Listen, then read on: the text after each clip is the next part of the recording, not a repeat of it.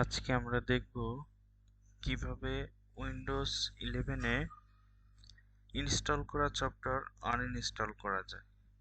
কারণ উইন্ডোজ 10 থেকে উইন্ডোজ 11 অনেকটাই আলাদা বা চেঞ্জ। আগে আমরা উইন্ডোজ 10 এ দিস পিসিতে গিয়ে এইখানে দিস পিসিতে ক্লিক করলে আনইনস্টল অপশন আসতো, কিন্তু এখন এটা আসে না। উইন্ডোজ 11 এ পুরোটাই চেঞ্জ বা ভিন্ন।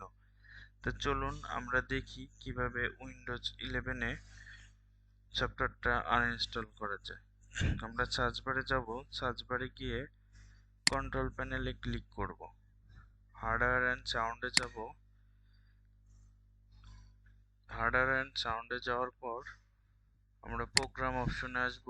প্রোগ্রাম অপশনে গিয়ে প্রোগ্রাম অ্যান্ড ফিচার এইখানে ক্লিক করব। এখানে ক্লিক করলে দেখুন uninstall or change a program. এখানে আমাদের যে সফটওয়্যারগুলি ইনস্টল করা আছে এই সফটওয়্যারগুলি আমরা এইখান থেকে আনইনস্টল করব। তো চলুন দেখা যাক। আমি এখান থেকে স্কাইপিটা আনইনস্টল করে দিব। এখানে রাইট বাটন ক্লিক করে আনইনস্টলে ক্লিক করলাম। দেখুন আমার স্কাইপি আইডিটা আনইনস্টল হয়ে যাচ্ছে।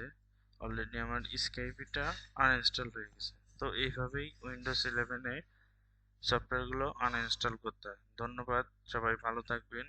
পরবর্তী টিউটোরিয়াল দেখার জন্য সবাইকে আমন্ত্রণ রইল, এবং যারা আমার চ্যানেলটি সাবস্ক্রাইব করেননি অবশ্যই আমার চ্যানেলটি সাবস্ক্রাইব করবেন।